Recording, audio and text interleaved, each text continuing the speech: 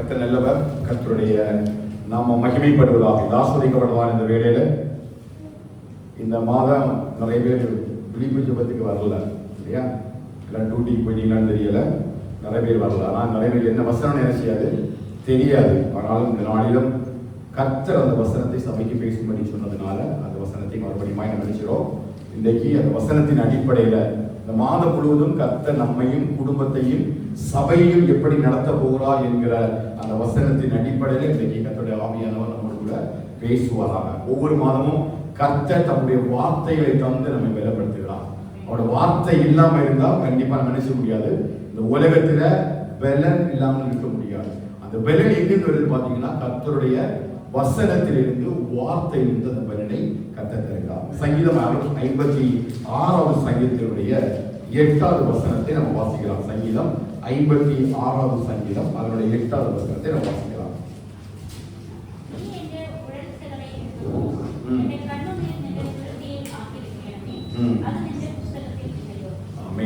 என் அலைச்சல்களை தேவரில் எண்ணி இருக்கிறீர். எல்லாரும் சேர்ந்து வாசிக்கமா? என் அலைச்சல்களை தேவரில் எண்ணி இருக்கிறீர். என் கண்ணீரை உம்முடைய துருத்தியில் வையும், அவைகள் உம்முடைய கணக்கில் அளவோ இருக்கிறது. ஆமென். அருமையான நல்ல ஒரு வசனத்தை சங்கீதக்காரனாகிய தாவீது தேவ சமூகத்தில் வருத்தத்தோடு கூட ஒரு விண்ணப்பமாக அவர் வைக்கிறதை இந்த வசனம் நமக்கு காண்பித்துக் கொடுக்கிறது. தன்னுடைய வாழ்க்கையில வந்த நெருக்கங்களில் எல்லாவற்றிலையும் அவர் தேவ சமூகத்தை மட்டும்தான் தேடி வந்தார். உலகத்தில் அவருக்கு எவ்வளவு வசதிகள், வாய்ப்புகள், இஸ்ரவேலின் ராஜாவாக அவர் இருந்தாலும், அவருக்கு ஆலோசனை சொல்லும்படி எத்தனையோ ஆலோசனைக்காரர்கள் இருந்தாலும், அவர் எல்லா ஆலோசனையும் விட்டு எல்லா காரியத்திற்காகவும் அவர் தேவ சமூகத்தை நாடி ஓடுகிற ஒரு தெய்வ மனுஷனாக இருந்தார். அதனால அவர் தன்னுடைய 5வது சங்கீதத்தில் சொன்னால், கர்த்தாவே அதிகாலையிலே நான் ஆயத்தமாகி உம்முடைய சன்னதிக்கு நேரே வந்து நான் காத்திருப்பேன். அவன் தேவ சமூகத்துல சங்கீதக்காரனாகிய தாவீதுக்கு காத்திருக்கிற ஒரு அனுபவம் மாத்திரமல்ல, அவர் எல்லாவற்றிற்காகவும் தேவனுடைய ஆலயத்தை நாடுகிற ஒரு மனுஷனாக இருந்தார். தேவனுடைய சமூகத்தின் மேல ஒரு பெரிய வாஞ்சை உள்ளவராக இருந்தார். சங்கீதம் 63 சொல்றாரு, தேவனே நீர் என்னுடைய தேவன், அதிகாலமே நான் உம்மை தேடுகிறேன், வறண்டதும் விடாய்த்ததும் தண்ணீரற்றதுமான நிலத்திலே என் ஆத்துமா உம்மேல் தாகமாய் இருக்கிறது. உம்மை காண வாஞ்சியா இருந்து பரிசுத்த ஆலயத்தில் வந்து உம்முடைய மகிமையை நான் கண்டேன். அப்போ தாவீது ராஜாவுடைய வாழ்க்கையில எல்லா சூழ்நிலையிலும் அவர் எந்த இடத்தை தெரிந்தெடுத்தார் என்று சொன்னால் தேவ சமூகத்தை தெரிந்தெடுத்தார்.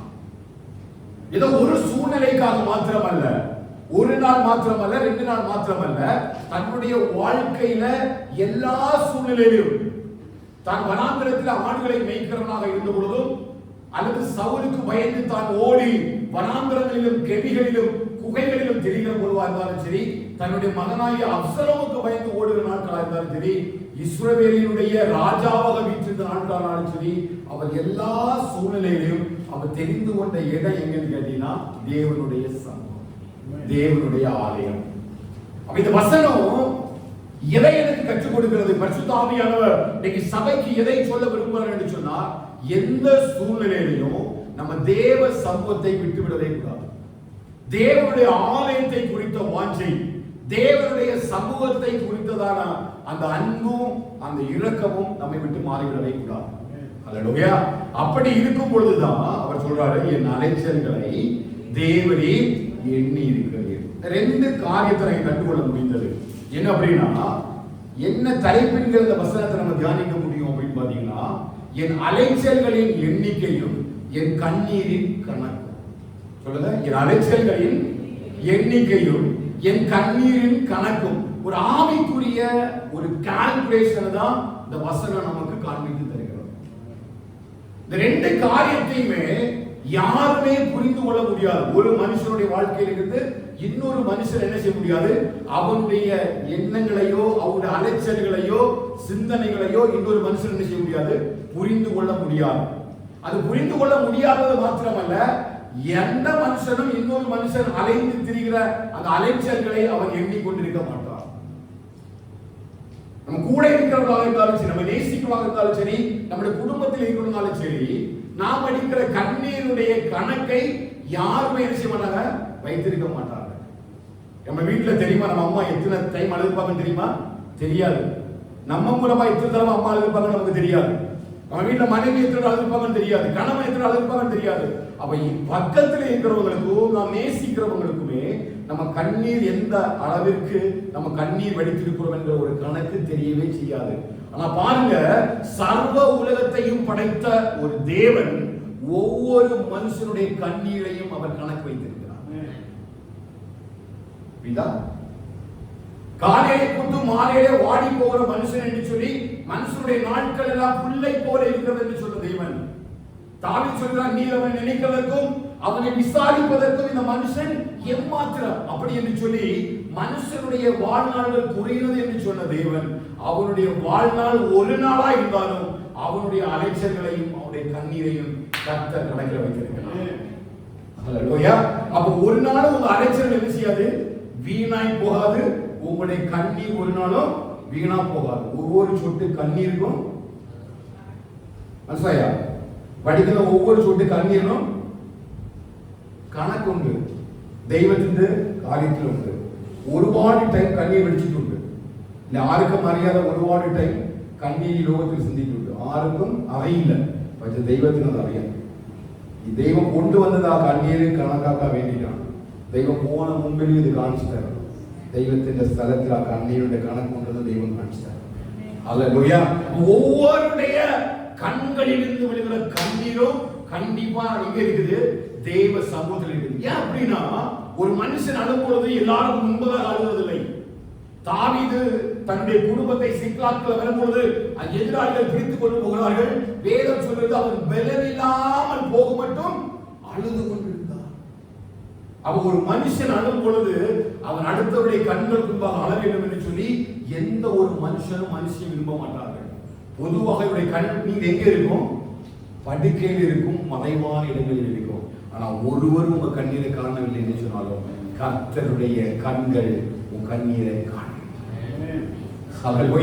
அதேதான் தாவீது சொல்றாரு, எனக்கு தெரியும் என்னுடைய கண்கள் நிச்சயமா ஒரு காரியத்தை காணும், கர்த்தர் எனக்காக நியாயம் செய்வார். அல்லேலூயா. இந்த வசனத்தோட பின்பகுதியை மட்டும் நான் கொஞ்சம் சொல்லி கலந்து போகும்படி விரும்புகிறேன். இந்த 56வது சங்கீதத்தோட தலைப்பை வாசிப்பீர்கள் என்று சொன்னால் வாசிங்கள். பெலிஸ்தியர்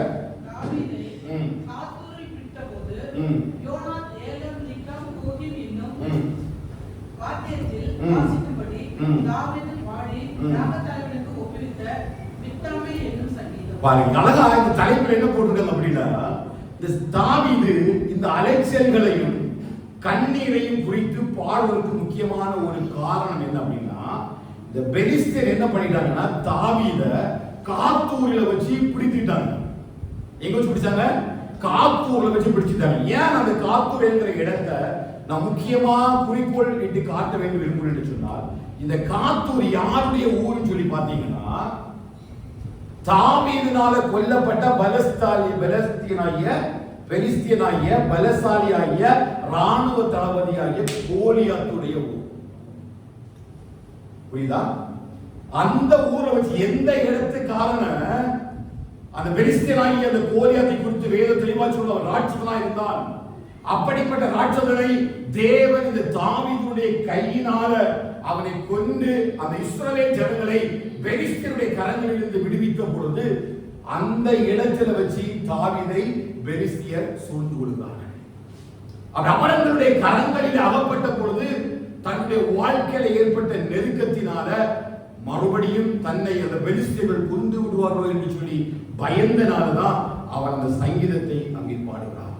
முதலாவது சங்கீதத்தை வசனத்தை வாசிக்கும் என்று சொன்னால், தேவனே எனக்கு இரங்கும், மனுஷன் என்னை விழுங்க பார்க்கிறான், நாள்தோறும் போர் செய்து என்னை ஒடுக்குகிறான், என் சத்துருக்கள் நாள்தோறும் என்னை விழுங்க பார்க்கிறார்கள், உன்னதமானவரே எனக்கு விரோதமாய் அகங்கரித்து போர் செய்கிறவர்கள் அநேகர். இக்கட்டான ஒரு சூழ்நிலைக்குள்ள தாவீது வந்துட்டான்.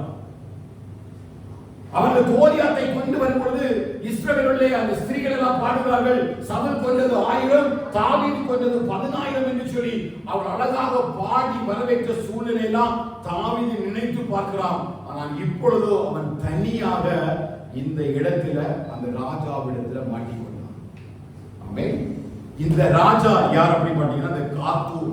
அந்த யாருன்னா காத்தூரில் உள்ள ஆகாஸ் ராஜா என்று சொல்லப்படுகிறது. இந்த காத்தூர் எந்த ஏரியா பாத்தீங்கன்னா பெலிஸ்தியருடைய பட்டணங்களில ஒன்று. கவனிக்கணும், வரலாறு கேட்டாதான் கர்த்தர் எப்படி தாவீதை வழி நடத்தினாரோ அப்படி உங்கள் அலைச்சல்களையும் அவர் மாறப்படுவார். இந்த சூழ்நிலையை புரிஞ்சாதான், இந்த சூழ்நிலையின் நெருக்கங்கள் எல்லாம் வரும்பொழுது நம்மை சோர்ந்து விடாத அளவிற்கு. ஏன் இந்த வரலாறு எல்லாம் முக்கியம் அப்படின்னு தெரியுமா? ஒவ்வொரு நேரத்திலையும் நம்ம ஒவ்வொரு சூழ்நிலைக்கு நேராக கடந்து போகிறோம். ஒவ்வொரு சூழ்நிலைக்கு நேராக கடந்து போகும் பொழுது நாம் கேட்ட இந்த சத்திய வாசனங்கள், இந்த சத்திய வார்த்தைகள் அந்தந்த சூழ்நிலையில, அந்தந்த நெருக்கத்துல, இடுக்கத்துல நமக்கு பெரிய பலனை கொண்டு வரும். அவன் தாவீது தனியா, அவன் எல்லா ஆவியில அபிஷேகம் பண்ணப்பட்டவன் தான். 5 கூழாங்கல்களை எடுத்து, அவ்வளவு பெரிய ராணுவ படைகள்லாம் இருந்தது. நம்முடைய சகோதரர்கள் எல்லாம் ராணுவ வீரர்களாக இருந்த பொழுதும் அந்த 5 கூழாங்கல்ல ஒரு கல்லை வைத்து அவ்வளவு பெரிய பெலிஸ்தியனாகிய கோலியாத்தை கொண்ட ஒரு மனுஷன் மறுபடியும் அவங்க ஊர்ல அதே பெலிஸ்தியராகிய சத்துருடைய கரங்களில மாட்டியிருக்கிறார். அவனை விடுவிப்பார் யாரும் இல்லை. அன்னைக்கு அவனுக்கு கூட அநேக ராணுவ தளபதிகள் இருந்தார்கள், ராணுவ படைகள் இருந்தார்கள், சகோதரர்கள் இருந்தார்கள். ஆனால் இன்றைக்கு தனிமையா ஒரு இடத்துல தாவீது மாட்டியிருக்கிறான். எந்த இடம் பாத்தீங்கன்னா காத் என்கிற பட்டணம். இந்த பெலிஸ்தியருக்கு 5 பட்டணங்கள் முக்கியம். 5 பட்டணங்கள் எந்த பட்டணம் பாத்தீங்கன்னா காசா 1, அஸ்தோத் 2, அஸ்கலோன் 3, காத் 4, எக்ரோன் 5. 5 பட்டணங்கள் பெலிஸ்தியாவில் உள்ள பெரிய பட்டணங்கள், மெட்ரோபாலிட்டன் சிட்டி போல பெரிய பட்டணங்கள். அந்த பெரிய பட்டணங்களில் ஒன்றுதான் இந்த காத் பட்டணம். இந்த காத் பட்டணத்திலே ஆளுகை செய்து கொண்டிருந்தவர் தான் ஆகாஸ் என்கிற ராஜா. அந்த ஆகாஸ் ராஜாவுடைய அந்த ராஜாவின் இடத்துல தான் இப்ப தாவீது வந்திருக்கிறார். தாவீதுடைய வாழ்க்கையில 3 விதமான அலைச்சல்கள் அவனை அலைக்கழித்தது. எவ்வளவு அலைச்சல்கள்? 3 விதமான சூழ்நிலைகள்ல அவன் அந்த அலைச்சலையும் கண்ணீரையும் சந்தித்தான். ஒன்று, தான் தன்னுடைய குடும்பத்தில் இருந்து விரட்டப்பட்டு வனாந்தரத்திலே ஆடுகளை மேய்க்கிறவனாய் வாழ்ந்து கொண்டிருந்தான். அவனை கவனிப்பதற்கோ அவனுக்கு உதவி செய்வதற்கோ யாரும் இல்லை. அவனை குறித்து சொல்லும்போது சொல்கிறான், ஒரு விசை நான் ஆடுகளை மேய்த்துக் கொண்டிருந்த பொழுது கரடியும் சிங்கமும் அவனை பட்சித்துக் கொள்கையில் நான் அவற்றை அவைகளுடைய கைக்கு தப்புவித்துக் கொண்டேன். அப்படிப்பட்ட ஒரு கஷ்டமான சூழ்நிலையில கர்த்தர் அவனோடு இருந்தார் என்கிற அவருடைய தனிப்பட்ட வாழ்க்கையினுடைய ஒரு அலைச்சலை பற்றி பேசுகிறார். 2வது அலைச்சல் என்ன கேட்டீங்க அப்படின்னா, சவுலுக்கு பயந்து சாமுவேலை வைத்து ஆண்டவர் தாவீதை அபிஷேகம் பண்ணுகிறார். அந்த அபிஷேகத்தின் மூலமாக ஒரு பெரிய யுத்தம் நடந்து பெலிஸ்தியனை அவர் அங்கே வெற்றி அளிக்கிறார். அது முடிந்த பிறகு ஜனங்களுடைய பாடல் சவுலுக்குள்ள ஒரு எரிச்சலை உண்டு பண்ணுகிறது. அதனால சவுல் நிமித்தமாய் அவன் அந்த இடத்திலிருந்து விரட்டப்பட்டு ஒவ்வொரு வனாந்திரத்திலையும் குகைகளிலையும் கெபிகளிலையும் அலைந்து திரிந்து கொண்டிருக்கிறான். 3வது எங்க அறிந்தால் பாத்தீங்கன்னா, தன்னுடைய மகனாகிய அப்சலோம் அவனுக்கு விரோதமாக எழும்பி வந்த பொழுது அந்த 3வது அலைச்சலை குறித்து நம்ம வாசிக்க முடியும். இந்த 3 அலைச்சல்களையும் ஒரு இடத்திலையும் அவன் சுயமாய் அந்த இடத்தை எதிர்த்து நிற்கவில்லை.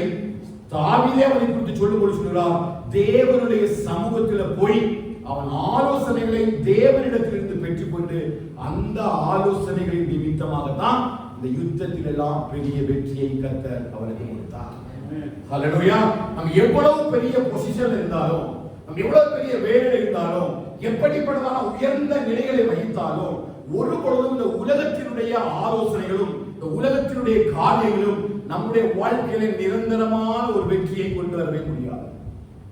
நம்ம எவ்வளவுதான் அலைந்து திரிந்தாலும், எவ்வளவுதான் பிரயாசங்கள் பட்டாலும், எவ்வளவுதான் இந்த உலகத்துக்காக நம்ம ஓடினாலும், நம்முடைய பிரயாசங்கள் அலைச்சல்கள் எல்லாவற்றிற்கும் ஒரே ஒரு முடிவு என்ன அப்படின்னு கேட்டீங்கன்னா, ஆண்டவராகிய இயேசு கிறிஸ்துவால மட்டும்தான் அதை தர முடியும். ஹல்லேலூயா. இப்ப 2வது அலைச்சலை தான் இந்த வசனத்துல நம்ம வாசிக்கிறோம். அது எங்க இருக்கு பாத்தீங்கன்னா, 1 சாமுவேல் புத்தகம் 20வது அதிகாரம் அதனுடைய 15வது வசனத்துல வாசிக்கலாம்.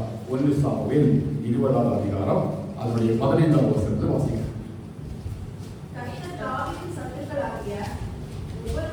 சாரிமா 21 பாருங்க. 21 10வது வசனம்.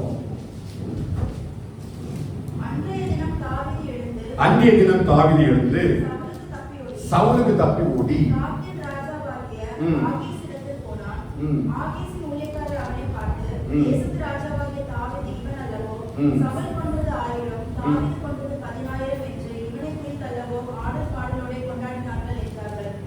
இந்த வார்த்தைகளை தாவீது தன் மனதிலே வைத்துக் கொண்டு ராஜாவாக ஆகீசுக்கு மிகவும் பயப்பட்டு அவர்கள் கண்களுக்கு முன்பாக தன் முகநாடியை ஏற்படுத்தி அவர்களிடத்தில் திட்டம் கொண்டவன் போல காண்பித்து வாசல் கதவுகளிலே கீறிக் கொண்டிருந்து வாயிலிருந்து நுழையை தன் தாடியில் விழ பண்ணி கொண்டிருந்தான்.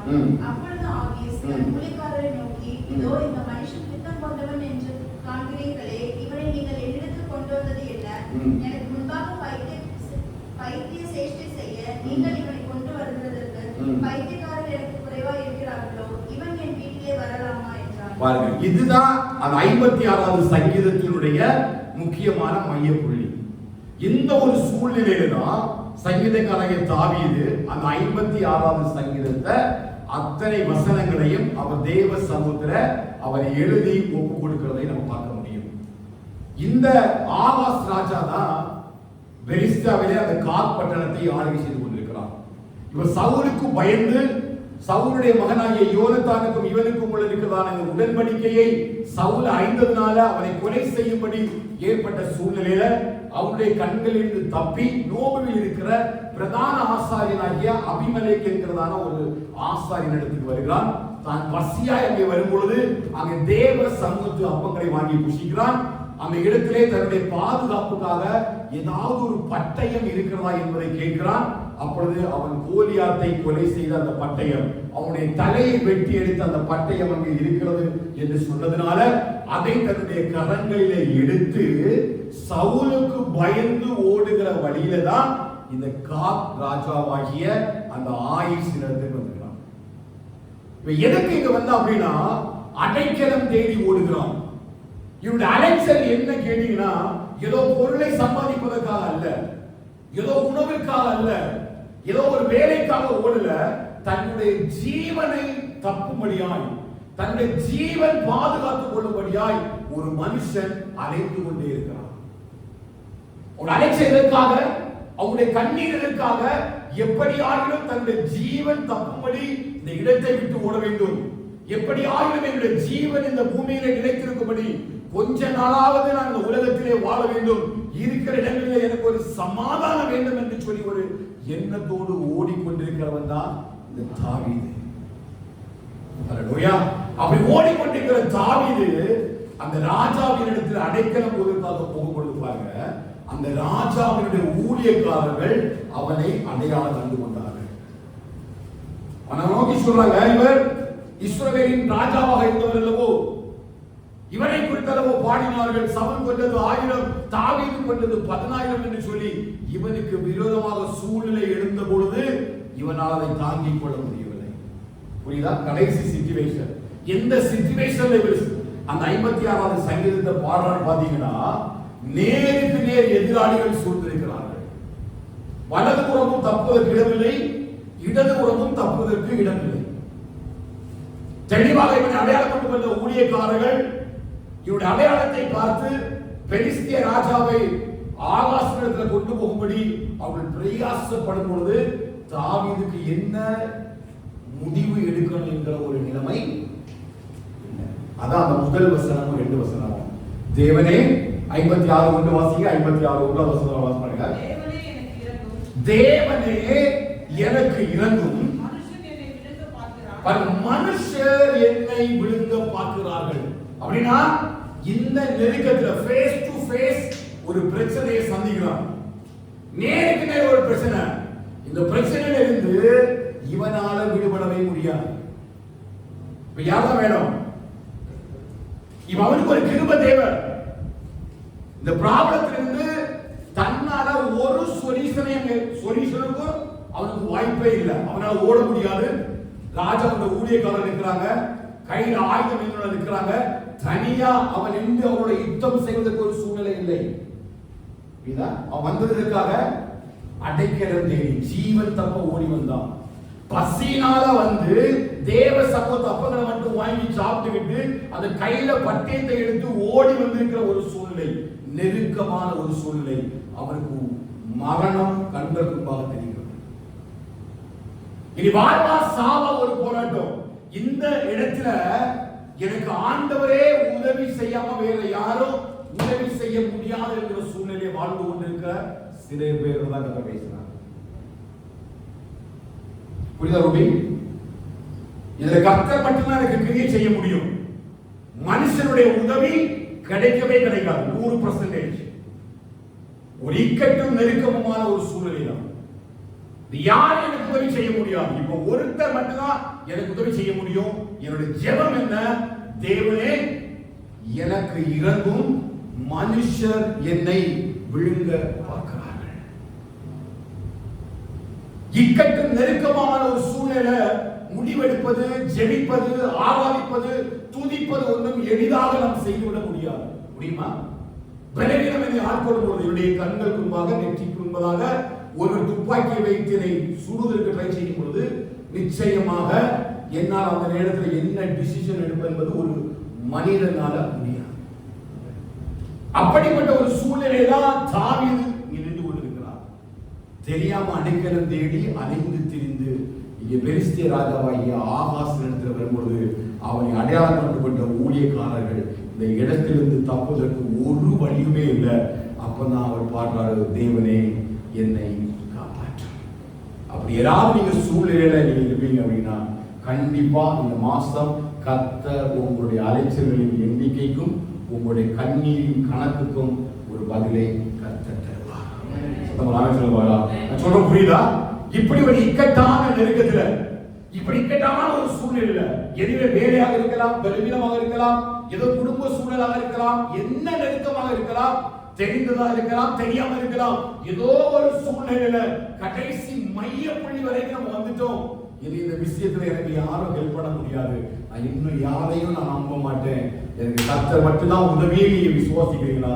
இந்த மாசம் உங்களுடைய அலைச்சல்களின் எண்ணிக்கைக்கும் கண்ணீரின் கணக்குக்கும் பரலோகத்திலிருந்து பலன் கிடைக்கும். விசுவாசியம் மட்டும் அமைன்னு சொல்லுங்க. எத்தனை விசுவாசிக்கிறீங்க? அப்படிப்பட்ட நெருக்கத்தில் நீங்க நின்று கொண்டிருக்கிறீர்கள் என்று சொன்னால் எப்படி தாவீதுக்கு உடனடியான ஒரு தீர்வு அங்கே வெளிப்படுகிறது. என்ன பண்றான்? அங்க ஒரு அழகான ஒரு ஆக்ஷன் பண்றான். அழகா ஒரு காரியத்தை எடுத்து காட்டுறான். என்ன எடுத்து காட்டுறான்னு சொன்னால், திடீரென்று சொல்லி தன்னோட வாயிலை நுரை தள்ளி பித்தம் கொண்டவன் போல ஒரு ஆட்சி பண்றான். அந்த இடத்திலிருந்து வேற வழியே இல்ல, எஸ்கேப் ஆக முடியாது. ஒருவேளை அவன் அதை செய்தாலும் கர்த்தருடைய கிருபை இல்லாம அவனால அந்த இடத்திலிருந்து எஸ்கேப் ஆகிடவே முடியாது. நம்ம வாசிக்கும் பொழுது இந்த வசனம், ஒருவேளை அவன் அப்படி ஏதோ ஒரு ஆக்சிடென்ட் பண்ணனால ராஜா அவனை விட்டுட்டான் அப்படின்னு எல்லாம் செய்துவிட முடியாது.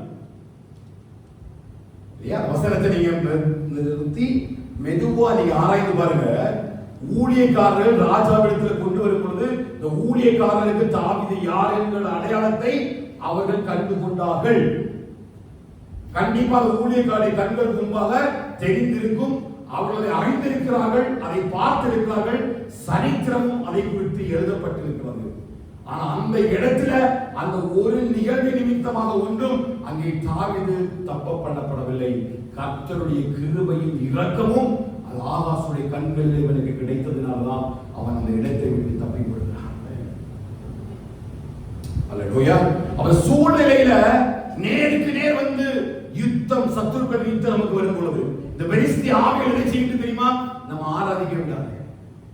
ஏன் பெலிஸ்தியரோட ஒரு யுத்தம் தெரியுமா? இந்த பெலிஸ்தியர்கள் நம்ம எப்பொழுதுமே தேவனுக்கு விரோதமாக எழுப்பப்படுகிற கூட்டத்தான்.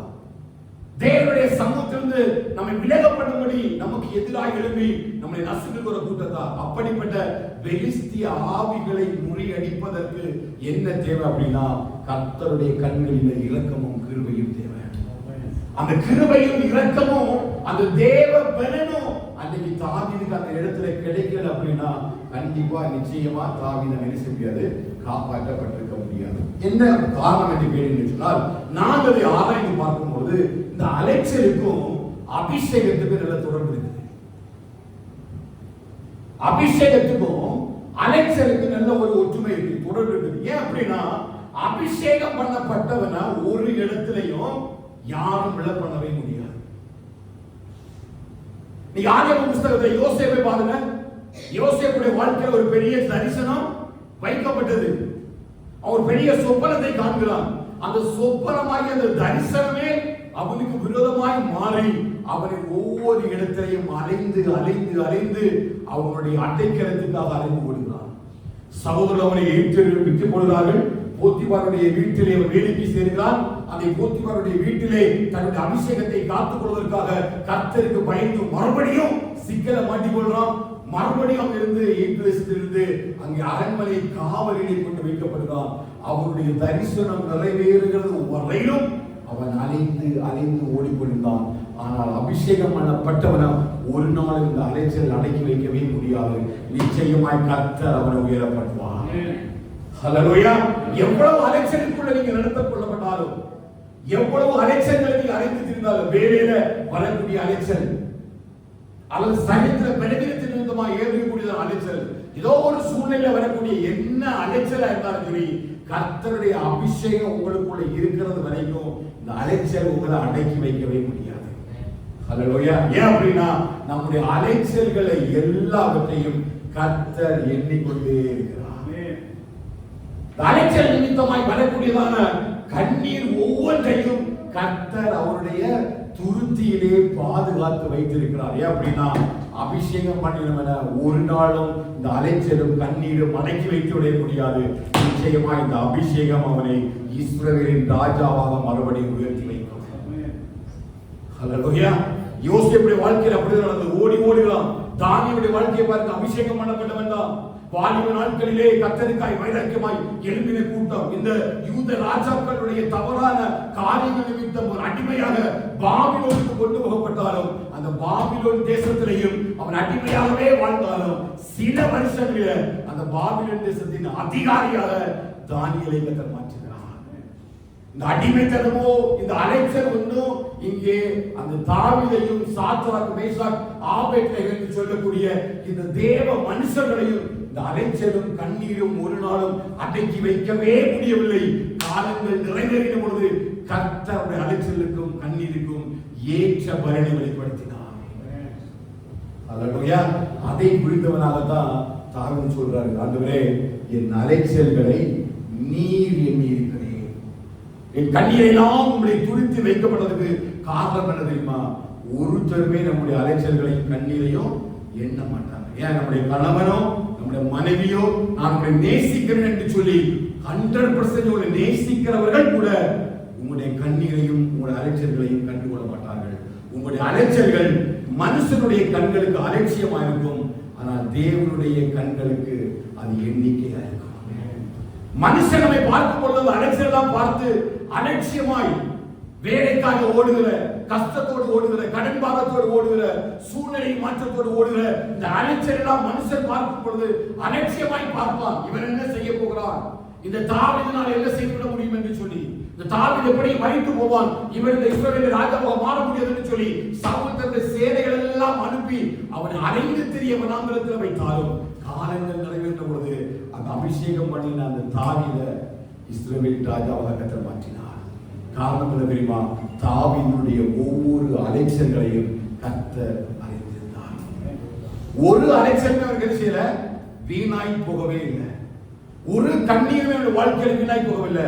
எல்லா கண்ணீர் அவன் ஜெபித்த ஜெபத்தை போல, கர்த்தாவே என் கண்ணீர் எல்லாம் உம்முடைய துருத்தியிலே வையும் என்று சொல்லி அவன் எங்கெல்லாம் கண்ணீர் வடித்தானோ அந்த இடத்திலெல்லாம் கண்ணீரை பாதுகாத்த தேவன். நிறைய இடத்துல கண்ணீர் வடிக்கலாம். நிறைய இடத்துல அநேக காரியம் உங்களுக்கு அலைச்சலை போல தோன்றலாம், அலைந்து திரிவதை போல தோன்றலாம். ஆனால் இந்த மாசம் இந்த அலைச்சலுடைய எண்ணிக்கைக்கு எல்லாம் கர்த்தர் ஒரு பலனை நிச்சயமாய் கொண்டு வருவார். அல்லேலூயா. உங்களுடைய கண்ணீருக்கு ஏற்ற பலனை இந்த உலகத்துல நீங்க சுதந்திரித்து கொள்ள போறீங்க. ஏன் அப்படின்னா இது ஒரு மனுஷனுடைய வார்த்தை அல்ல. நம்ம ஆராய்ந்து பார்க்கும் பொழுது அந்த 56வது சங்கீதத்தை வாசிக்கும் பொழுது அந்த அலைச்சல்கள் என்று சொல்லும் பொழுது என்னுடைய அலைச்சலை குறித்து என்னுடைய குடும்பமே கண்டுகொள்ளாது.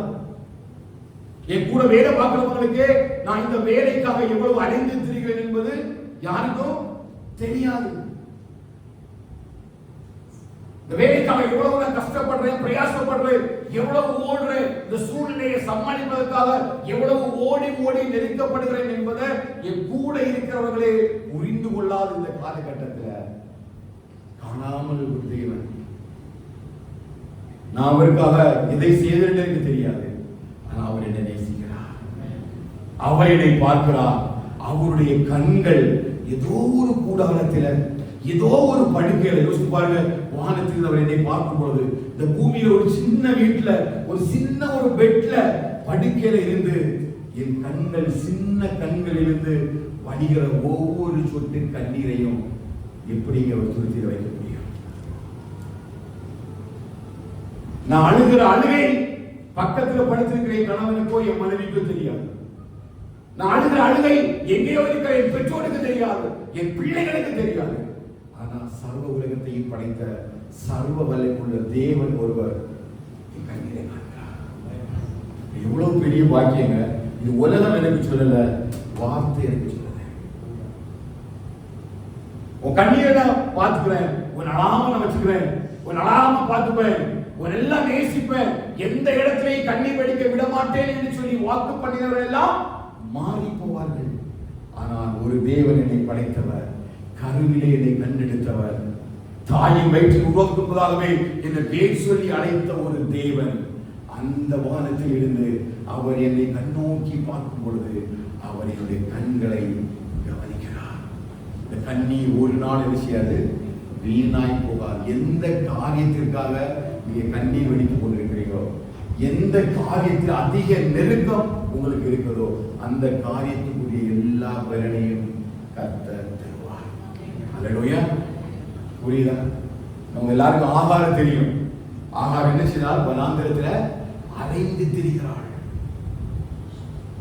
தன்னுடைய தனக்கும் தன்னுடைய மகனுக்கும் அடுத்த சூழ்நிலை என்னன்னு தெரியாது, எதிர்காலம் என்னன்னு தெரியாது, என்ன வனாந்திரத்தில் சம்பவிக்கும் என்று சொல்லி தெரியாது. தன்னுடைய மகனை கையிலே பிடித்து கிடைத்த அந்த கொஞ்சம் தண்ணீரை கொண்டு அப்பத்தை கொண்டு அவர் வனாந்திரத்திலே அலைந்து திரிகிறார். அல்லேலூயா. ஆனா ஆண்டவர் என்ன பண்றாரு, அவளை வானத்தில் இருந்து பார்த்து கொண்டே இருக்கிறார்.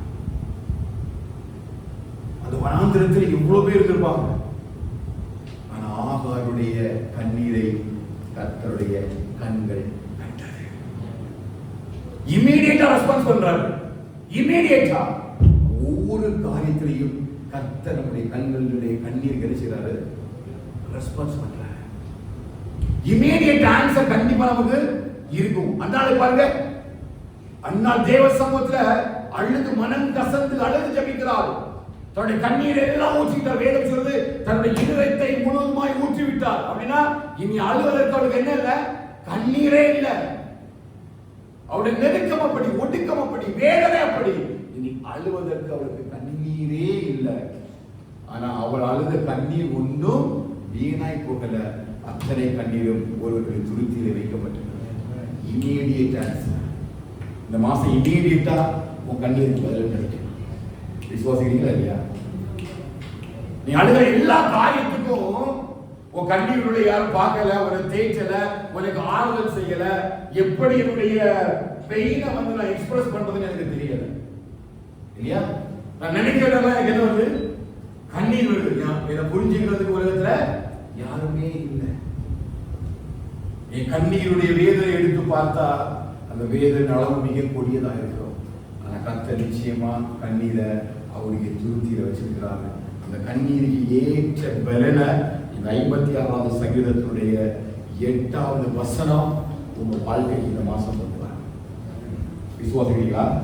எல்லாமே கரெக்டா கவனிக்கிறீங்களா? அந்த கண்ணீருக்கு கண்டிப்பா ஒரு பலன் உண்டு செய்ச்சு இல்லையா? நம்ம கண்ணீர் பலன் உண்டு. இப்ப காணுதப்போ இல்ல போல ஒரு சம்பவம் இல்ல, பல பிரகாசங்கள் வந்தாது இல்லைன்னு போல உண்டாகலாம். ஆனா நிச்சயம் ஈ மாசம் சில கண்ணீர் பதில் தரும். விசுவாசிக்கலாம்? கண்ணீர் பதில் உண்டாகும். ஈ மாசம் உண்டாகும். ഈ വചനത്തിന്റെ പേര് സംഗീതം 56ാം സംഗീതം 8ാം വചനത്തിന്റെ പേരിൽ ഞാൻ പരിശുദ്ധാത്മാ വിളിച്ച് പറയാം, നിങ്ങളുടെ കണ്ണീരിന് ഒരു ബലം ഈ മാസം ദൈവം മനസ്സിലാക്കി. ഹല്ലേലൂയ. அவ கூப்பிடுகிற யாவருக்கும் அவர் சமயமா இருக்கிறார். அதை காட்டிலும் அந்த கண்ணீருடைய வேல்யூ ரொம்ப முக்கியம்.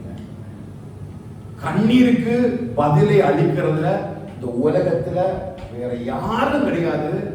அவரால் மட்டும்தான் இந்த கண்ணீருக்கு ஒரு பதிலை அளிக்க முடியும். அதெல்லாம் ஆரம்பத்தில் நான் சபைக்கு சொல்ற ஒரு காரியம் வந்து, எந்த மருத்துவரும் கண்ணீரை டெஸ்ட் கொண்டு வாங்கன்னு சொல்லி ஏதாவது டாக்டர் சொல்லிக்கிறாங்களா? இல்ல. ஆனா சரீரத்தில் உள்ள எல்லாவற்றையும் செக் பண்றாங்களா இல்லையா? செக் பண்றாங்க, யூரின் செக் பண்றாங்க, எல்லாம் செக் பண்றாங்க. ஆனா என்னைக்காவது ஒரு டாக்டராவது, சிஸ்டர் கொஞ்சம் அழுது கொஞ்சம் கண்ணீர் கொண்டு வாருங்க, நம்ம கண்ணீர் இல்லாதபடிக்கு உங்களுக்கு நான் மருந்து தரேன்னு எந்த டாக்டரும் சொல்ல முடியாது. ஏன்னா ஒருவருக்கு தெரியாது அந்த கண்ணீருடைய வலி என்ன என்பது. எனக்கு தெரியும், ஒருவர் பரம வைத்தியர், பரம டாக்டர், பரிகாரியாகிய ஒரு கர்த்தர் உன் பலவீனத்துக்காக, உன் சுகவீனத்துக்காக அவரால் மட்டும்தான் உன் சரீரத்தில் இருக்கலாம் எல்லா விதமான காரியங்களுக்கும் அந்த பலனை கொண்டு வருவதற்கு எனக்கு ஒருவரை தெரியும். அவர் தான் என் ஆண்டவராகிய இயேசு கிறிஸ்து. அவரை அல்லாமல் ஒருவருமே இந்த காரியத்தில் இந்த கண்ணீர் என்ன செய்ய முடியாது, பலனை கொண்டு வர முடியாது. அப்படிப்பட்ட ஒரு நெருக்கத்தில் தான் தாவீது இந்த சங்கீதத்தை எழுதலாம். வேகமா ஒரு ரெண்டு வசனங்களை மட்டும் வாசித்து நம்ம முடித்து விடலாம். பாருங்க, முதல் வசனத்தை வாசிங்க. 56வது சங்கீதம்.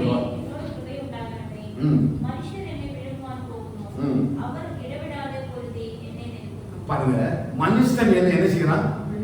மனுஷன் விழுக முடியுமாங்க? மனுஷனை திமிங்கிலமா அப்படி பண்ண முடியும் மனுஷனால? அவனுடைய எக்ஸ்பிரஷனை பாருங்க. தாவீதுடைய நெருக்கம் தான் சொன்னேன். அவன் ஆகாசத்துக்கு முன்ன நிற்கிறான். அவனுக்கு ஊழியக்காரர்கள் அடையாளம் காட்டி கொடுக்குறாங்க. என்ன காட்டி கொடுக்குறாங்க? இவன் தான் இஸ்ரவேலின் ராஜா, நம்முடைய ஆளை போட்டு தந்தது இவன் தான், கரெக்டான டைம், இவனை இப்போ விட்டா இனி கிடைக்க முடியாது. கொஞ்சம் தான் அந்த சரித்திரம் அங்கே எழுதப்பட்டிருக்கிறது.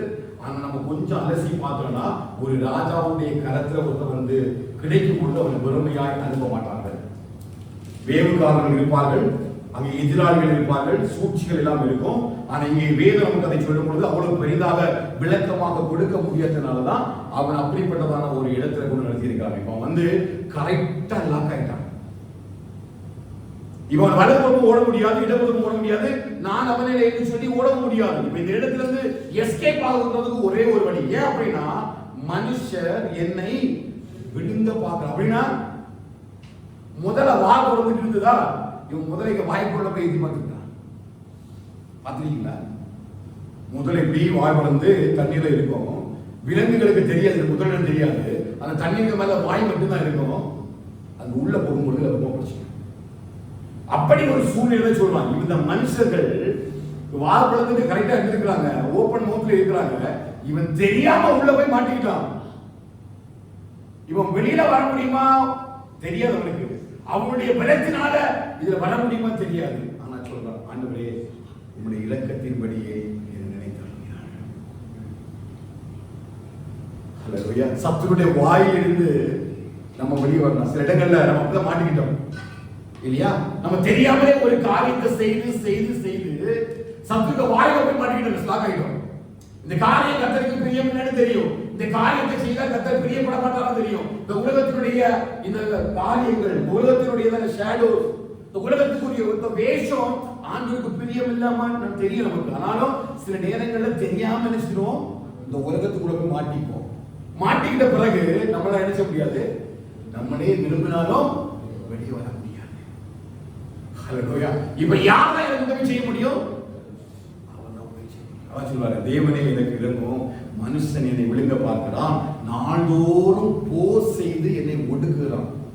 ஒரு நாள் இல்ல, 2 நாள் இல்ல, ஒவ்வொரு நாளும் அவனுடைய யுத்தத்துக்கு அவன் பிரயாசப்படுறான். இந்த பிரச்சனையோட முடிஞ்சிடும், இந்த மாசம் ஓகே ஆயிடும், முடியல, நெக்ஸ்ட் மந்த் சால்வ் ஆயிடும். இல்ல, இது எவ்ரி மந்த் நடந்துட்டே இருக்குது. ஒவ்வொரு நாளும் சத்துரு கூட போராடுறான், என் சைன்யத்தை ஒடுக்குறான். எப்படி ஆகி இந்த விஷயத்துல என்னை விளங்கி விடலான்னு என்னை சுற்றிலும் வகை தேடி ஓடிக்கொண்டிருக்கிறார். ஆண்டவரே, இந்த இடத்துல உங்களுடைய இரக்கம் இல்லைன்னா என்னால எழுத முடியாது. கண்டிப்பா இந்த மாசம் கர்த்தர் எழுதுவா. ஹல்லேலூயா. அப்படிப்பட்டதான பெரிய வாயில் இருந்து கர்த்தர் நிச்சயமாய் கர்த்தர் உங்களை தப்புவிப்பார். எகிப்தை குறித்து சொல்லும்போது வேதம் சொல்லுது, இருப்பு கால வாயிலிருந்து அந்த இஸ்ரவேல் ஜனங்களை விடுவித்துக் கொண்டு வந்தார். எகிப்தினுடைய அடிமைத்தனத்திலிருந்து, உலகத்துக்குரிய அடிமைத்தனத்திலிருந்து அந்த இருப்பு காலவாயிலிருந்து யாரும் என்ன செய்ய முடியாது, தப்புவித்துக் கொள்ள முடியாது. ஆனால் தேவன் தம்முடைய பலத்த கையினாலும் ஓங்கிய புயத்தினாலும் அவர்கள் இஸ்ரவேல் தேசத்தில் இஸ்ரவேல் ஜனங்களை அங்கே கொண்டு வந்தார்கள் சொன்னால் நிச்சயமாய் அந்த உலகத்தினுடைய அந்த பெரிய பாவங்களில் இருந்து கர்த்தர் நம்மை நிச்சயமாய் கொண்டு வருவார். அது அவருடைய இரக்கத்தினால மட்டும்தான் முடியும்.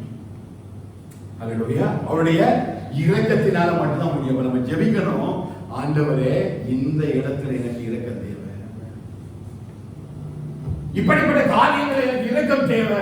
நான் இரக்கம் இல்லாம இந்த இடத்துல செய்ய முடியாது, வெளியே வர முடியாது. எனக்கு இரக்கம் தேவை. அடுத்த பாருங்க, சத்துருக்களை பற்றி பேசுறாங்க. என் சத்துருக்கள் நாள்தோறும் என்னை விழுங்க பார்க்கிறார்கள். உன்னதமானவரே, எனக்கு விதமாய் அகங்கரித்து போர் செய்கிறவர்கள் அநேகர். நான் பயப்படுகிற நாளில் உம்மை நம்புவேன்.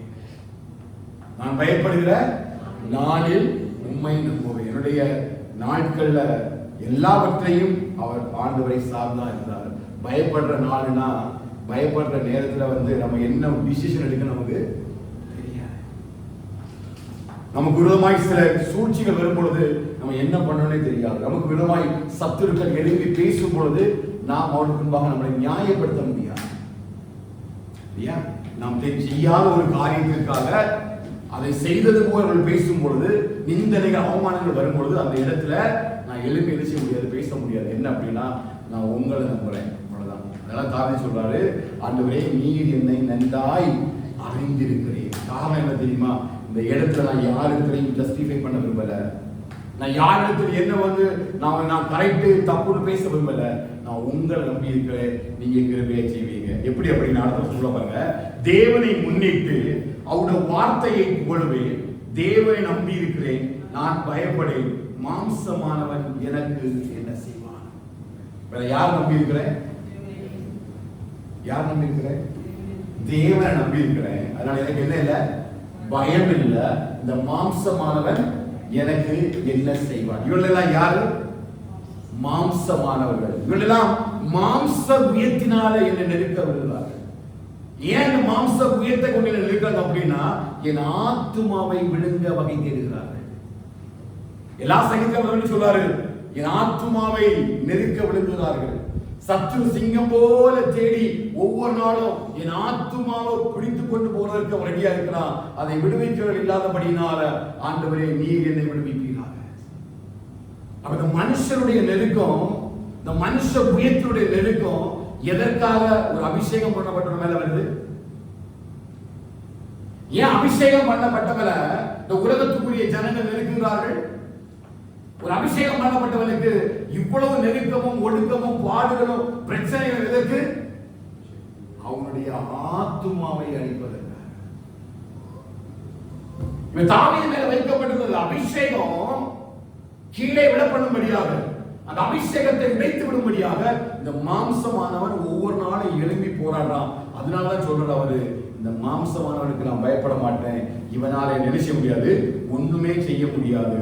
அதனால நான் கர்த்தரை மட்டும் நான் நம்பி இருக்கிறேன். 5வது வசனம், நித்தமும் என் வார்த்தைகளை புரட்டுகிறார்கள், எனக்கு தீங்கு செய்வதே அவர்கள் முழு.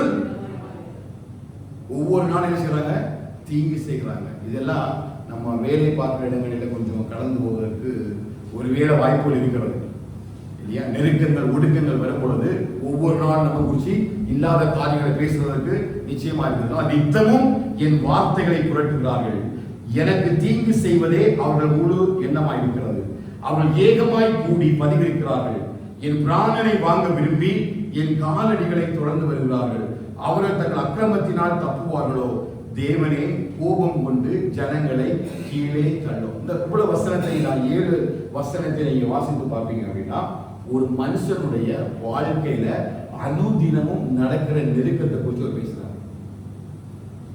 ஒரு கூட்டம் ஜனம் தாவீதுக்கு விரோதமாக எழும்பி அவனை கொலை செய்ய வேண்டும், அவனை எப்படியாவது ஒடுக்கணும், அவன் இப்படி நிந்தை வர வேண்டும் என்று சொல்லி அவருடைய காலடிகளை பின்பற்றி போறாங்களாம். சரியா? இப்ப சவுல் தாவீதுக்கு விரோதமாக எழும்பி ஒவ்வொரு நாளும் சேவலை அனுப்பி அவன் எந்த வனாந்தரத்தில் இருக்கிறான், எந்த கெபிக்குள்ள இருக்கிறான் என்று சொல்லி ஒவ்வொரு இடத்தையும் தேடி தேடி ஓடுகிற ஒரு அனுபவத்தை தான் அவன் இங்கே எழுதுகிறான். இதை வாசிக்கிற நேரம் நமக்கு ஏதோ ஒரு சங்கீதம் வாசித்து போற மாதிரி ஒரு ஃபீல் இருந்தாலும், அந்த இடத்துல அனுபவப்பட்டவருக்கு தான் தெரியும் அந்த ஆத்துமாவை ரட்சிப்பதற்கு அவன் எவ்வளவு ஓடுகிறான். அந்த ஆத்மாவுடைய விலையை குறித்து, அந்த ரட்சிப்பினுடைய விலை குறித்து, தன்னுடைய வாழ்க்கையை ஆண்டவர் தந்திருக்கிற அந்த பெரிய இரக்கத்தையும் கிருபையையும் குறித்து உணர்ந்தவனால மட்டும்தான் இந்த சங்கீதத்தினுடைய உண்மையான ஒரு வெளிப்பாடை உணர்ந்து கொள்ள முடியும். ஏன் அப்படின்னா, ஒருவன் என்னை பேசும்பொழுது நான் அவனை திருப்பி அடிச்ச முடியாது, பேச முடியாது. அவன் என்ன 4 கெட்ட வார்த்தை பேசக்கூடிய, நானும் ஒரு 5 கெட்ட வார்த்தை பேச முடியாது. அவன் எல்லை குழுவா எழுப்பி 4 பேரை ஒரு படையை திரட்டி அடிக்க கொண்டு வரும்பொழுது நான் 4 பேரை கூட்டிட்டு என்ன செய்ய முடியாது, அடிக்க போக முடியாது. ஏன்? இவை எல்லா இடத்திலையும் வேதம் என்னை நடத்துகிறது பாதை வேற. வேதம் என்னை நடத்துகிற பாதை போல, மற்றவர்களை பேசுவது போல நான் உங்களை பேச முடியாது. 7 வசனத்தை வாசிங்க. நாள்தோறும் இருக்கிறார்கள், நாள்தோடு ஒடுக்கிறார்கள், அவனை பேச விட மாட்டேங்கிறாங்க, அவன் எங்க போனாலும் பின்னாடியே போறாங்க, எப்படியாக இவனை அழித்து விட வேண்டும் என்று சுற்றி திரிகிறார்கள். இப்படிப்பட்ட 4 பக்கமும் நெருக்கமாய் இருக்கிற ஒரு மனுஷன் என்ன செய்வான்? இந்த நெருக்கத்தை தான் அவர் சொல்றாரு, என்னுடைய அலைச்சல். புரியுதா? இந்த 7 வசனத்தினுடைய நெருக்கமும் ஒடுக்கமும் தான். இவனுடைய பேச்சில குற்றம் கண்டுபிடிக்கிறாங்க, இவனுடைய பாதைகளில் பதிவிருக்கிறாங்க, இவனுக்கு விரோதமாய் ஜனங்கள் எழும்புறாங்க, இவன் அழிப்பதற்கு விரோதமா வகை தேடுறாங்க. அவன் எங்க போனாலும் அவனுக்கு என்ன இல்லைன்னா சமாதானம் இல்லை. அவன் சஞ்சலப்பட்டு ஓடுகிறான். ஏதோ சம்பாதிப்பதற்காக அல்ல, ஏதோ ஒரு ஆதாயத்திற்காக அல்ல, தன்னுடைய ஜீவன் தப்பும்படி ஓடுகிறான். ஜீவன் என்று சொல்லும் பொழுது ஆத்துமா தப்பும்படி ஓடுகிறான். அதான் சரியான ஒரு பதம். அவனுடைய ஆத்துமாவை காத்துக் கொள்ளும்படியே ஓடுகிறான். அவனாலையும் எதிர்த்து நிற்க முடியும். கோலியாத்தை அந்த இடத்துல வெற்றியை கொடுத்த தேவன் நிச்சயமா இவனை வைத்து ஒரு வெற்றி அங்கே உருவாக்க முடியும். ஆனா அதை செய்ய வேண்டிய இடத்துல அவன் இல்லை. அவன் தன்னுடைய ஆத்துமாவுக்கு பயந்து அவன் ஓடுகிறான். இந்த காரியத்தை இல்லாதான் அவன் அலைச்சல் என்று சொல்லி வாசிக்கிறான். 8வது வசனத்துல அதை சொல்றாரு பாருங்க. என் அலைச்சல்களை தேவரீர் எண்ணி இருக்கிறீர், என் கண்ணீரை உடைய துருத்தியில் வையும், அவைகள் உங்களுடைய கணக்கில் அளவு இருக்குது. இவ்வளவு நெருக்கம், இவ்வளவு ஒடுக்கம், இவ்வளவு அலைச்சல், அலைந்து அலைந்து கால்வலி வேற, கண்ணீர் வேற, சாப்பாடு இல்லை, எப்படியாக ஜீவன் தப்பிவிட வேண்டும் என்று சொல்லி ஓடி ஓடி அலைந்து திரிகிற மனுஷன். அடுத்த வசனம் சொல்ல பாருங்க. நான் உம்மை நோக்கி கூப்பிடும் நாளில் என் சத்துருக்கள் பின்னிட்டு திரும்புவார்கள், தேவன் என் பட்சத்தில் இருக்கிறார் என்பதை நான் அறிவேன். எனக்கு தெரியும் இந்த அலைச்சல்களை கர்த்தர் எண்ணிட்டே இருக்கிறார்கள். என் கண்ணீர் எல்லாம் எங்க இருக்குது? அவருடைய சமூகத்தில் இருக்கிறது எனக்கு தெரியும். இப்ப நான் அவரை நோக்கி கூப்பிடுவேன். அவர் கூப்பிடுற நேரம் இந்த அலைச்சலுடைய எண்ணிக்கையும் இந்த கண்ணீருடைய கணக்குக்கும் ஒரு பலனை தருவாரு. அப்ப இந்த மனுஷனுக்கு புரியும், கர்த்தர் என் பட்சத்தில். கர்த்தர் நமக்கு செய்ய போற சில அற்புதங்களும் அதிசயங்களை வச்சு நிச்சயமாகவே கர்த்தர் இவளோடு இருக்கிறார், இந்த மகனோடு இருக்கிறார் என்பதை உங்க சத்துருக்கள் புரிந்து கொள்வார்கள். புரியுதா? இந்த அலைச்சலுடைய பலன் இதுதான். இந்த அலைச்சலுடைய பலன் என்ன? அவர் உங்களுக்காக யுத்தம் செய்ய ஆரம்பிக்கும் பொழுது அந்த யுத்தத்தை பார்த்து உங்களுடைய சத்துருக்கள் புறமுதுகிட்டு ஓடுவார்கள். அப்பொழுது அந்த உலகம் அறியும், நிச்சயமா கர்த்தர் இவளோடு கூட இருக்கிறார், கர்த்தர் இவளுக்காக யுத்தம் செய்கிறார் என்பதை அவங்க அறிந்து கொள்வார்கள். அடுத்த 10வது வசனம். தேவனை முன்னிட்டு அவருடைய வார்த்தையை புகழுவேன், கர்த்தரை முன்னிட்டு அவருடைய வார்த்தையை புகழுவேன். தேவனையும் கர்த்தரையும் அவர் வச்சு அவர் பிரைஸ் பண்றார். வார்த்தையை புகழுவேனா கர்த்தர் அவருக்கு கொடுத்த வார்த்தையை. அதனால சங்கீதத்தில் அவர் சொல்லுவாரு, அடியனை நம்ப பண்ணின வசனத்தை நீ எனக்காக நினைத்தருளும். வாசிங்களா? 119வது சங்கீதத்தில் அவர் எழுதுகிறாரு, அடியனை நம்ப பண்ணின உடைய வசனத்துக்காக. 119வது சங்கீதம் வாசிக்கிறாரு, நீ நம்ப பண்ணின உடைய வசனத்தை அடியனுக்காக நினைத்தருளும்.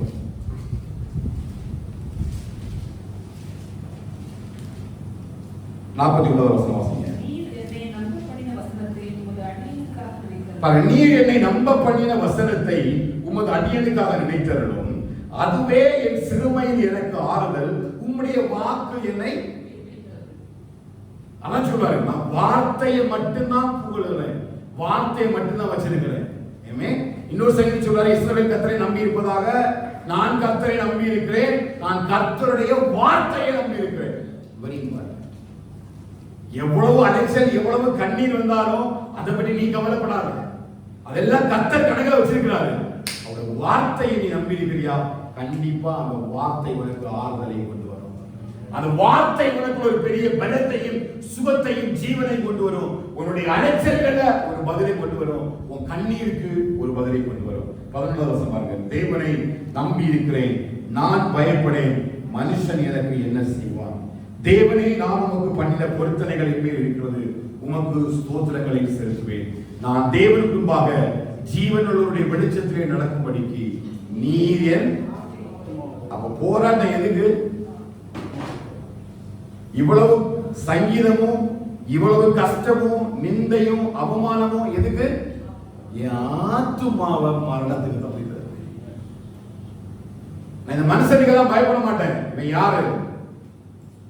இவன் காலையில குத்து மாலையில வாடி போற புல்லு கோப்பா இருக்கிறான். பட் எனக்கு தெரியும், என் ஆத்துமா எனக்கு ரொம்ப முக்கியம். ஹல்லேலூயா. அவனுடைய அலைச்சல்களுக்கும் கண்ணீர்களுக்கும் வருகிற எல்லாவற்றுக்கும் கர்த்தர் ஒரு பெரிய பலனை கத்த தருவார். எப்ப தெரியுமா? அவர் உங்களுக்கு தந்திருக்கிற வார்த்தையை நம்பியிருங்க. கண்டிப்பா அந்த வார்த்தை உங்களை எங்க கொண்டு போய் சேர்க்கணுமோ அவங்க போய் சேர்க்கும். ஓகேமா? கர்த்தருடைய வார்த்தையை மட்டும் பிடிச்சு நின்னுங்க. என்ன சூழ்நிலை வந்தாலும் அந்த வார்த்தை உங்களுக்கு பலனா இருந்து உங்களை எங்க கொண்டு போய் ட்ராப் பண்ணணுமோ அங்க கொண்டு போய் ட்ராப் பண்ணணும். ஏன்னா அந்த வசனத்துக்கு ஜீவன் இல்லை. ஹல்லேலூயா. ஏன் அப்படின்னா ஒரு நாளும் என் ஆத்துமாவை மரணத்துக்கு அவர் ஒப்பு கொடுக்கவே மாட்டார். அதனாலதான் ஆண்டவராகிய இயேசு கிறிஸ்து இந்த பூமியில வாழ்க்கைக்குள்ள சொன்ன ஒரு காரியம், உங்களுடைய சரீரத்தை கொல்ல வல்லவராய் இருக்கிற இவருக்கு பயப்படாமல் உங்களோட ஆத்மாவையும் உங்கள் சரீரத்தையும் கொல்ல வல்லவராய் இருக்கிற அவருக்கு பயப்படுங்கள். அப்ப ஆத்மா ரொம்ப முக்கியம். உன் அலைச்சலுக்கும் கண்ணீருக்கும் ஏற்ற பலன் கண்டிப்பா வரும். ஆனா எந்த சூழ்நிலையும் உன் ஆத்மாவை மரணம் சந்திக்கும்படி ஒப்பு கொடுத்துருக்காங்க. எப்போ அது வரும்? நான் இந்த உலகத்துல வந்து பாவத்துக்கு நேராய் தேவனுடைய வார்த்தையை விட்டு விலகி சத்தியத்தை விட்டு விலகி ஓடும்பொழுது சத்துரு எளிதாக என் ஆத்மாவை வெச்சித்து கொண்டு போயிடுவான். அப்ப நான் பூமியில சம்பாதிக்கிற ஒன்றும் இந்த ஆத்மா மரணத்திலிருந்து என்னை தப்புவிக்க முடியாது. எது தப்புவிக்க அப்படின்னா அவருடைய வார்த்தை மட்டும்தான். அந்த வார்த்தை உன்னை நம்ப பண்ணி அந்த வார்த்தையை கத்த கண்டிப்பா எண்ணி தருவாராக. அந்த வார்த்தை கண்டிப்பா நமக்கு ஆறுதலும் கிருபையும் இரக்கமுமா இருந்து இந்த மாசம் முழுவதும் உங்களை நடத்துவாங்க.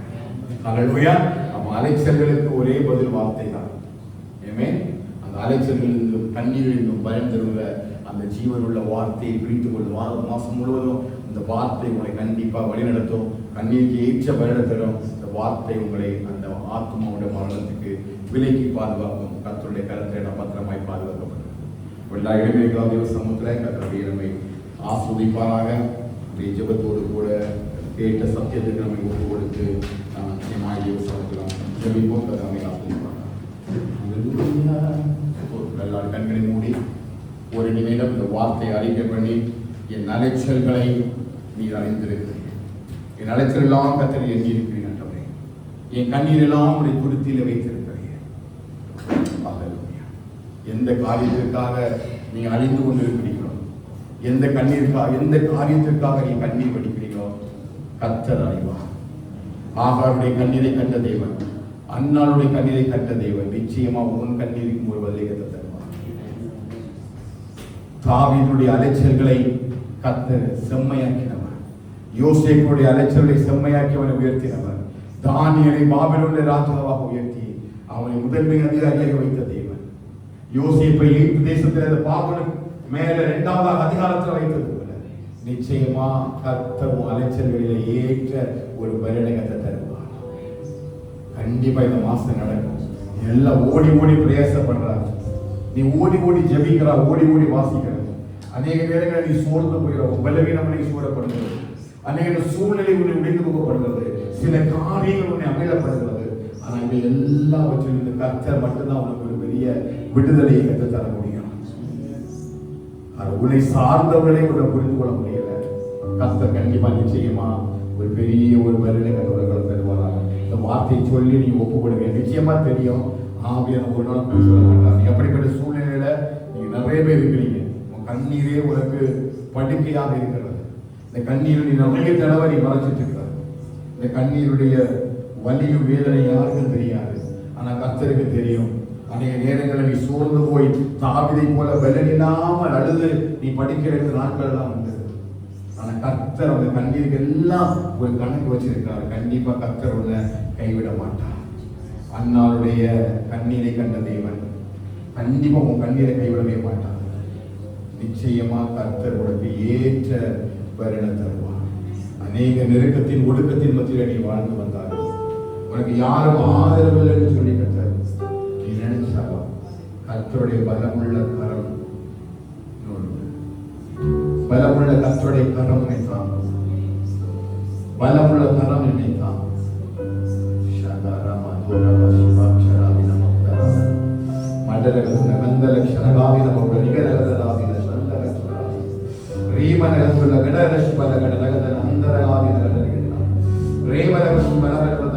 എന്റെ ജീവിതത്തിൽ മാത്രം ഞാൻ ഇത്ര കഷ്ടങ്ങളും പാടുകളും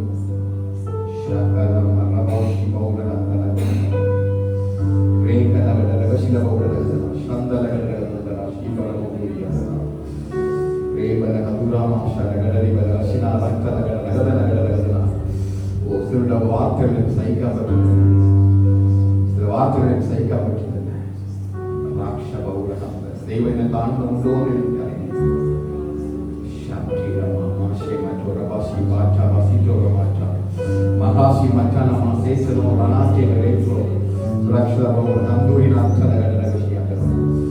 ദൈവം എന്നോട് കൂടെ ഉണ്ട്. ഈ ഭക്ഷണ കുടുംബത്തിനെ കുറിച്ച് വലിയ മക്കളെ കൊണ്ട് ദൈവം അതിന്റെ സത്യങ്ങളെ കാണിക്കും.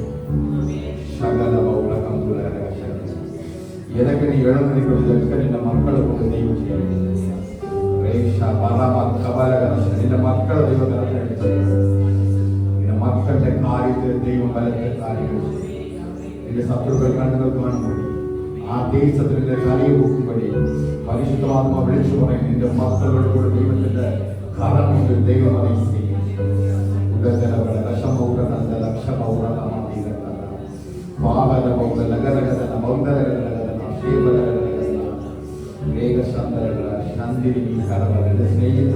സ്നേഹിക്കുന്നു പറഞ്ഞ അനേകത് എന്റെ എതിരായി സംസാരിക്കുന്നുണ്ട്. എന്റെ ചെവികൾ കേൾക്കണമെന്ന് ഇവരൊക്കെ ഇങ്ങനെ സംസാരിക്കുമെന്ന് എനിക്ക് അറിയില്ല. പക്ഷെ ഈ കാര്യങ്ങളൊക്കെ കേൾക്കുന്ന സമയത്ത് എനിക്ക് ഏറ്റവും വിശ്വസമില്ല. ദൈവം നോക്കിക്കൊള്ളട്ടെ എന്ന് നീ പറഞ്ഞു നടക്കുന്ന സംഭവങ്ങൾ എന്റെ കാര്യങ്ങൾ ദൈവം നിശ്ചയം കണക്കിടുന്നു. എന്റെ മക്കളെ വെച്ച് ദൈവം ആ സ്ഥലത്തിൽ തന്നെ എവിടെ നീ തല താഴ്ന്നു പോയോ ആ സ്ഥലത്തിൽ തന്നെ ദൈവം തലയും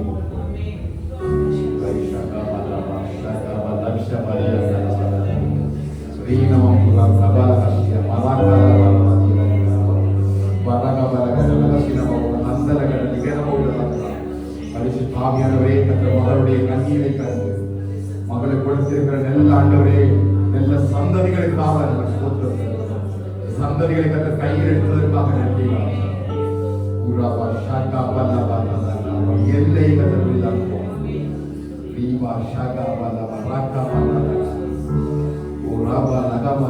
വലിയ ഒരു ആശീർവാദം ഇപ്പൊ കാണുമ്പോൾ ഒറ്റ ഇല്ലെന്ന് പറയുന്നവരെല്ലാം മുമ്പിലും നിന്റെ മക്കളെ കൊണ്ട് മറ്റുള്ളവരുടെ കണ്ണുകൾ കാണുമ്പോൾ ദൈവം നല്ല കാര്യങ്ങൾ ദേശത്തിലെ കാണുന്നു.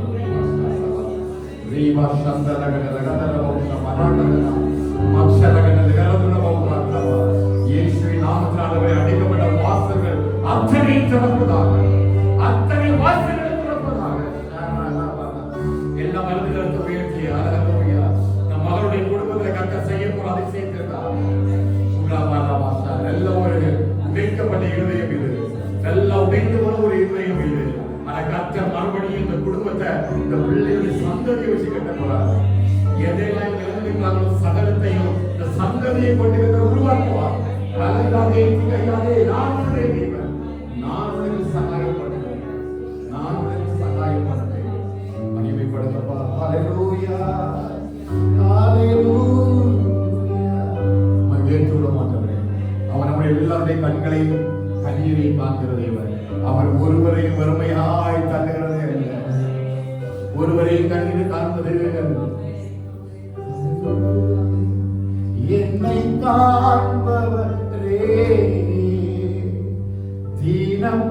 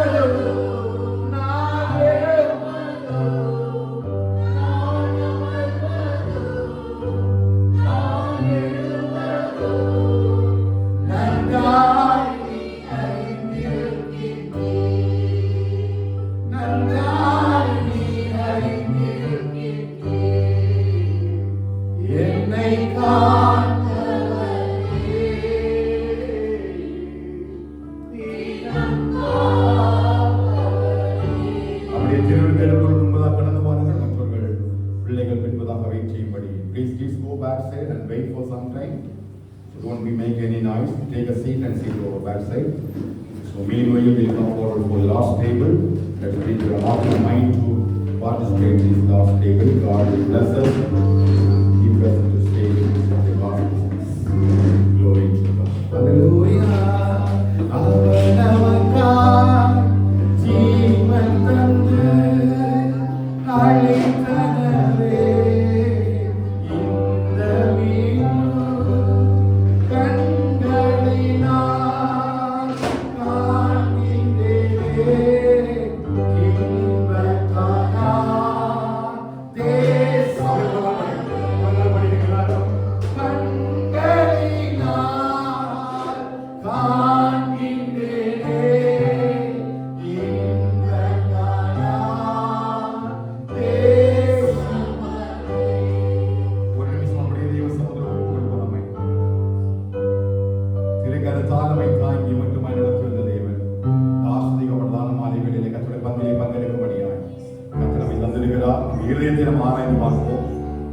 நீங்க சொன்ன சாட்சியின்படியும் தெய்வ சமூகத்தில் கொடுக்கப்பட்ட வசனங்களின் அடிப்படையில் திருவிருந்துக்கு நம்ம ஒப்புவிக்கிறேன். கர்த்தருடைய இந்த திருவிருந்து ஆராதனை நடத்துவாராம். ரட்சிக்கப்பட்ட மொழியான எடுத்துக்கொண்டு உங்களை கர்த்தர் விசைக்குள்ள மாறுகளை பரிசுத்தப்படுத்தி கர்த்தர் கிருபையாய் நடத்தி நம்மை இந்த பந்தியிலே பங்களிக்க கிருபை செய்வாராம். 1:11 வாசிக்கிறேன். நான் உங்களுக்கு ஒப்புவித்ததை கர்த்தரிடத்தில் பெற்றுக்கொண்டேன். எனவே கர்த்தராகிய இயேசு தாம் காட்சிப்படுத்தப்பட்ட அந்த ராத்திரியிலே அப்பத்தை எடுத்து ஸ்தோத்திரம் பண்ணி அதை பெற்று நீங்கள் வாங்கி புசியுங்கள், இது உங்களுக்காக மீட்கப்படுகிற என்னுடைய சரீரமாயிருக்கிறது, என்னை நினைவுபடி இதை செய்யுங்கள் என்றார். போஜனம் பண்ணின பின்பு அவர் அந்தபடியே பாத்திரத்தை எடுத்து, இந்த பாத்திரம் என் இரத்தத்தினாலாகிய புதிய உடன்படிக்கையாக இருக்கிறது, நீங்கள் இதை பானம் பண்ணும் பொழுதெல்லாம் என்னை நினைவுபடி இதை செய்யுங்கள் என்று சொன்னார். ஆகையால் நீங்கள் இந்த அப்பத்தை புசித்து இந்த பாத்திரத்தில் பானம் பண்ணும் போதெல்லாம் கர்த்தர் வருமளவும் அவருடைய மரணத்தை தெரிவிக்கிறீர்கள். இப்படி இருக்க எவன் அமாத்திரமாய் கர்த்தருடைய அப்பத்தை புசித்து அவருடைய பாத்திரத்தில் பானம் பண்ணுகிறான், அவன் கர்த்தருடைய சரீரத்தையும் இரத்தத்தையும் குறித்து குற்றமுள்ளவருமாயிருப்பான். எந்த மனுஷனும் தன்னைத்தானே சோதித்தறிந்து இந்த அப்பத்தில் புசித்து இந்த பாத்திரத்தில் பானம் பண்ணுகிறவன் எண்ணத்தினாலில் அபாத்திரமாய் போஜனம் பானம் பண்ணுகிறவன் கர்த்தருடைய சரீரம் இன்னதென்று நிதானித்து அறியாததினால் தனக்கு ஆக்கினை தீர்ப்பு வரும்படி போஜனமானம் பண்ணுகிறான்.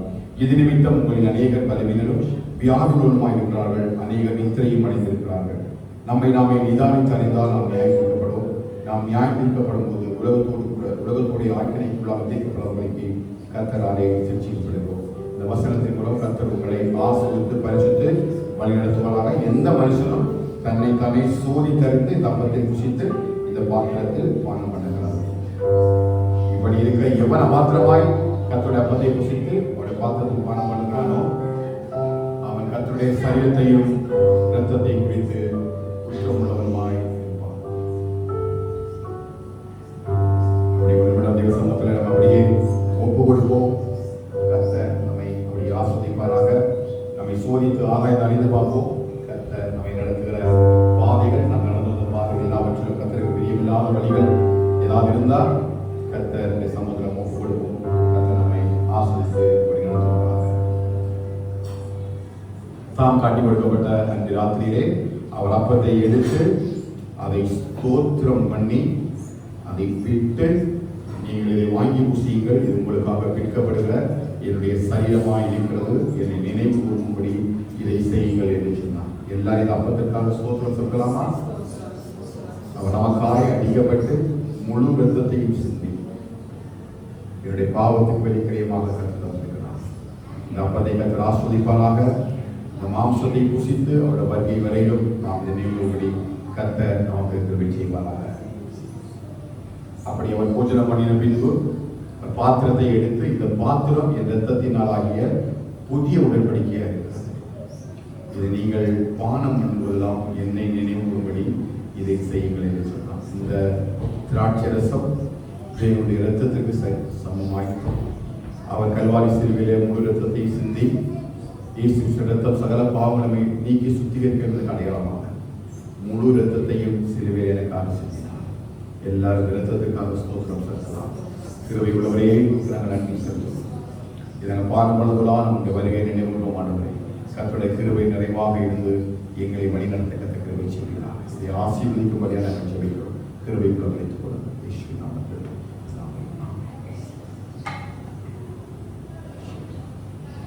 திருக்கரத்தால் தாங்கி என்னை திரு சித்தம் போல் நடத்திடுமே.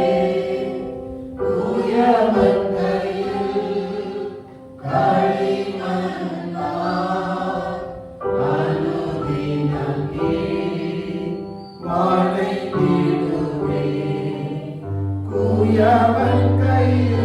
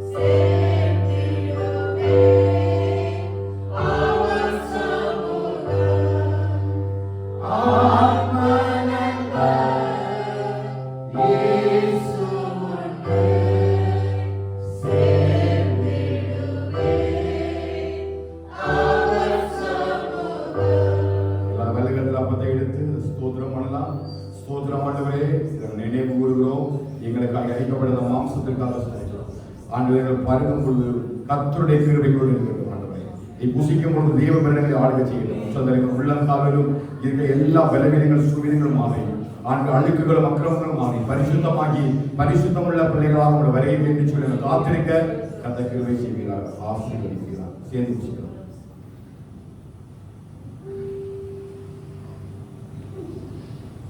அப்படி வலைகளத்தில் திராட்சை சந்தை எடுத்து ஆண்டவரே இந்த புதிய உடன்படிக்கைக்காக எங்களுக்காக நீங்கள் அழிக்கப்பட்டு நம் நல்ல கிருபைகளுக்காக எங்களுக்காக ஆண்டவர் இருக்கக்கூடிய மறைத்துக் கொள்ளுங்க. சமாதானத்தின் தேவன் நம்மை கிருபையை நடந்த எல்லா பாதைகளுக்காக ஸ்தோத்திரம் சொல்கிறோம்.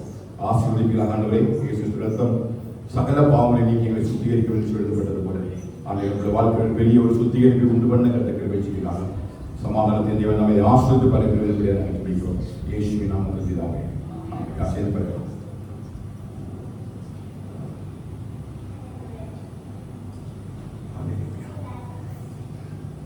நன்றி செலுத்துவோம். ஆசிரியப்பட்டதான வேலைக்காக எல்லா ஸ்தோத்திரம் செலுத்தமா ஸ்தோத்திரம் ஆண்டவரே, ஸ்தோத்திரம் ஆண்டவரை மட்டுமா இந்த நாளிலே கர்த்தரோடு பேசின வார்த்தைகளுக்காக ஸ்தோத்திரம். நீங்கள் கண்ணீருக்கும் அலைச்சலுக்கும் ஏற்ற பலனை கர்த்தரை தந்து கொண்டிருப்பதற்காக ஸ்தோத்திரம். இது நீ செய்யக்கூடிய கிருபைகளுக்காக ஸ்தோத்திரம் ஆண்டவரே. இந்த வசனத்தின்படியே இந்த மாத முறையில் நடக்கும்படியாக நான் தெரிவிக்கிறோம் ஆண்டவரே. இந்த 26 தாவை வசனங்கள் ஆண்டவரே 56 சனிக்குடைய 8வது வசனத்தின்படி என் அலைச்சல் எல்லாம் எண்ணிக்கொண்டு ஆண்டவரே ஆண்டவரே கண்ணீரை விட துருத்தி வைடும் அவையெல்லாம் உடைய கணக்கில் அளவு இருக்கிறது. என் அலைச்சலின் எண்ணிக்கையும் என் கண்ணீரின் கணக்கை கற்று வைத்திருக்கிறேன். நிச்சயமாய் தாவீதுக்கு பலனளித்தது போல எங்களுக்கு பலனளிக்கப்படுவதற்காக சொல்கிறோம். இந்த மாதத்தில் அப்படி பெரிய பாதுகாப்பு நடத்தும்படியாக நாங்கள் தெரிவிக்கிறோம். இந்த வாரம் நடக்கிற எல்லா ஊழியர்கள் ஆசிரிக்கிறாங்க. விசேஷமாய் பிரயாணப்படுதல் ஆண்டவரை ஜான்களோடும் சுபாஷினிகாவோடும் பிள்ளைகளோட கற்படைய கரமைகள் நடத்தி பாதுகாப்புடைய தெரிவிக்கிறோம். விடுமுறை திருப்பிகளை அந்த விளந்தபடியாக நாங்கள் சொல்லிக்கிறோம். தாவே எங்கள் ஒவ்வொரு ஆசிரியர்களாக இந்த வாரம் நடக்கிறதான எல்லா காரியங்களும் கத்தோடைய பிரச்சனை கிருபையை நீங்கள் வழிநடத்த கதை கிருபை செய்யுங்க. உள்ளமான மறைவுக்குள்ள சவரோட நெல்லுக்குமாய் பாதுகாக்க முடியாது நாங்கள் சொல்லிக்கிறோம். துதியும் கனமகிமை எல்லாம் ஒன்று செலுத்துவோம். இயேசுவின் நாமத்தில் ஜெபிக்கிறோம் எங்கள் சூழ்நிலை பிதாவே. ஆமென், ஆமென், ஆமென். ஹல்லேலூயா, ஹல்லேலூயா. சேர்ந்து சொல்ல என் ஆத்மாவை கர்த்தரை ஸ்தோத்திரி, என் முழுமை நாமத்தை ஸ்தோத்திரி, என் ஆத்மாவை கர்த்தரை ஸ்தோத்திரி. ஆசீர்வாதம் நம்முடைய கர்த்தராகிய இயேசு கிருபையும் பிதாவாகிய தேவனுடைய அன்பும் பரிசுத்தாவின் ஐக்கியமும் ஸ்நேகமும் இன்றும் எங்கள் சதா காலங்களிலும் ஆண்டவராகிய இயேசு வழிவகையிலும் சகல பரிசுத்தவான்களோடு நம் சபையோடும் நம்மளோடு தங்கியிருப்பதாக. ஆமென் ஆமென். ஹல்லேலூயா ஹல்லேலூயா ஹல்லேலூயா. கர்த்தர் உங்களை ஆசீர்வதிப்பாராக. சமாதானத்தோடு போய் வாருங்கள். கர்த்தருடைய நாமம் மகிமைப்படுவதாக. ஆமென். சிலுவை சுமந்து இயேசுவின் பின் சிரித்த முகமாய் சென்றிடுவோம்.